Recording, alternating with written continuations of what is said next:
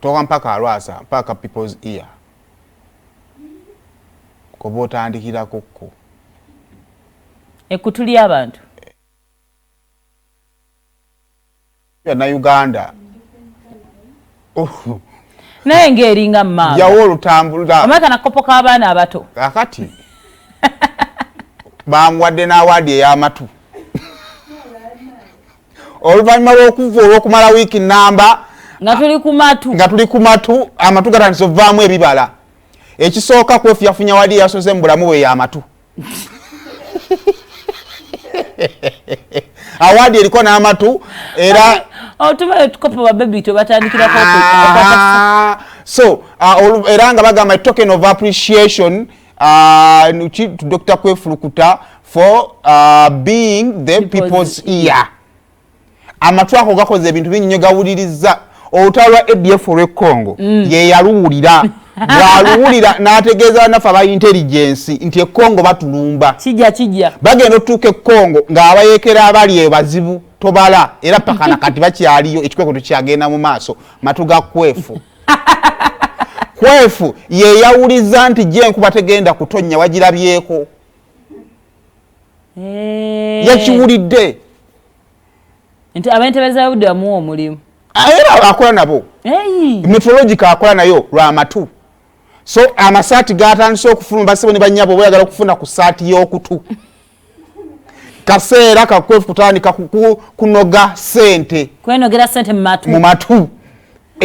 nga kino sona benne mbazira tone gano matu gamu so people's ear this is people's ear not pig's ear gundi akoze bina titi netusigire tudde ku saati kakati njala pastor munonya akoje mami akoze bina ntuvudde ye ekyebina nkizizza wali amasaani akasikati nakasiimi so basene banyawo wandefunidde ku saati y'okutu abafango ni mwetaaga amasaati gano musooke mumukalakate nga mulina mu saati ye okutu mukusokolo ne mama ako faka musika amatu ago abazadde yali tekyetaagisa nosikosikati obutawuli ne Kwefu wangala muno yali mwana muwulize asaana miggo ebbanga lyakoledde kalasa mayanzo okunga talinayo suspension muwulize muwulize anti abiwulira aba tannabiteesa bakuyitira ati omuzadde ku ssomero ti omwana ono alina emputu tawulira kwoko okutu era omuzadde agamba mumpayiririza omwana wange mansita agamba ayogera nnyo mu kiraasi naye ekyokuwulira nedda kale ebyo nno naye mu byonna the bottom line is breakthrough y'obulamu is accepting ekyo nze nkigamba there is a difference between Saimo ne Saimo Kawalata Kawalata wa amaanyi muganda ntagambwako Saimo yali munafu kati waliwo abansanga ye naaseka Kawalata munaye kwekali visibility but it is acceptance nze nali njagadde kubeera rasta sinyafuna natintinga n'enviiri nviiri ki nga kweziri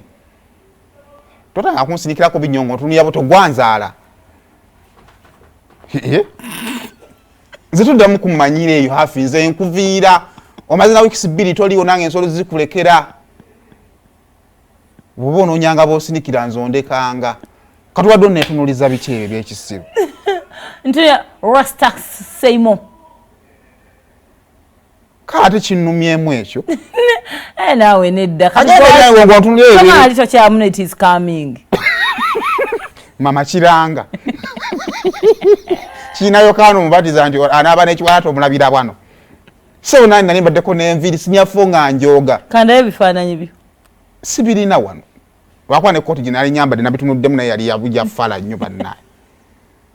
kakyoga nkyale wa mama wampe album tabirina naye ayinza obbigabaagawo ebintu byotalina kusembeza na muzeeyi kimu bibiri najjayo alubamu gwe mulaba yalina enviiri wuno nga naakamuzaala kati nze omwana wange ku nviiri zalina nakola n'amera ekiwalaata ayinza ali naye tosobola mumanya wala ogenda okulabanga wano kati obe n'abekiva wano ekyo atuno kyabwavu kiba enkoto kino okugaggala kuba kutono kino kyekyabaloodi era obone natandisa obulaba abaloodi ngaani kati nze nini making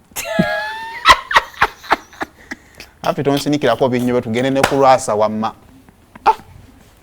ejosekamu ya